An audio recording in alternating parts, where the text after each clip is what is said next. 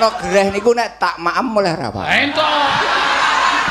Entone kok ya cerdas kowe. Lu tenamen awal-awal. Ya kena nggo giul-giul. Aku melu.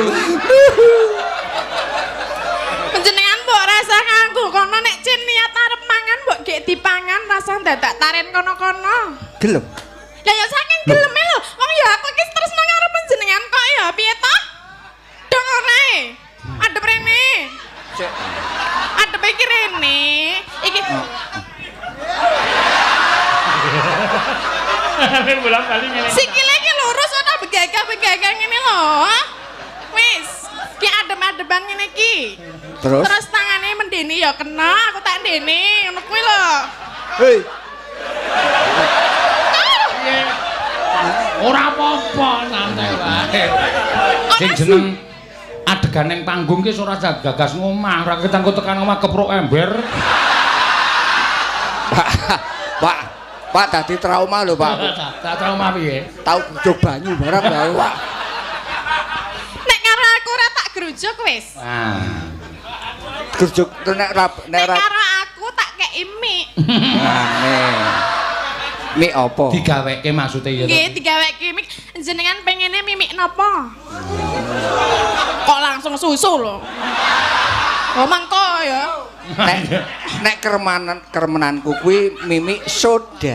Oh soda. Lah kula ya gadah soda. Napa bir?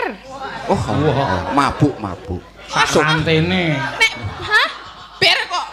Oh, Bir udu pir. Kupinge budek. iki ya kleru. Iki ya kleru. Wong sak rantene kok kudune iki bir udu gir ngono kok. Lah iya. Kowe muni pir kok. Apa? Ya kleru, padha-padha kleru. Ra apa-apa ya kleru, ra apa-apa ya engko dibenakke ya. Iya, engko tak benake.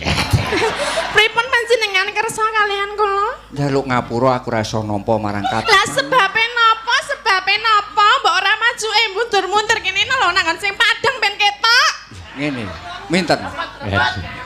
Aku tak kandha marang sliramu. Sejatine aku ki mau diutus karo Kanjeng Rama.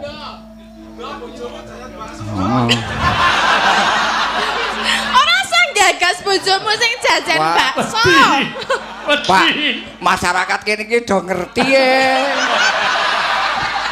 Ora sawedi apa ngono sing nyuwara bojomu jajan bakso terus aku diutus Kanjeng Rama.